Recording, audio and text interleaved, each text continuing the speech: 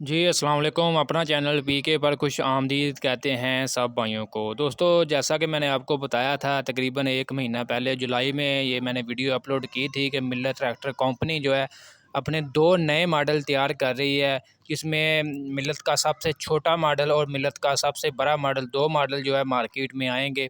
मैसी 235 है, इसके अलावा जो है 385 प्रीमियम है, यानी कि 385 से बड़ा है 95 हॉर्स पावर। ये 2 मॉडल जो है कंपनी ने लॉन्च करने थे। इसमें जी मैसी ट्रैक्टर का सबसे छोटा मॉडल मैसी 235 कंपनी ने लॉन्च कर दिया है, इसको बना दिया है। इसके बारे में कुछ आपको मालूमात वगैरह देते हैं कि टायर वगैरह कौन से इसमें है, बाकी हॉर्स पावर वगैरह क्या है।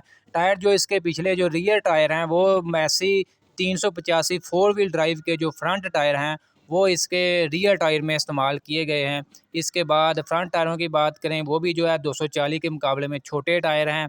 इसके अलावा ये 35 हॉर्स पावर है और ये स्पेशली छोटे कामों के लिए, छोटे ज़मींदारों के लिए बनाया गया है। और बाकी इसके बाद इसको कंपनी ने तैयार कर दिया है। उसके बाद इसका रिव्यू वगैरह, इसकी मुकम्मल जांच पड़ताल करेंगे।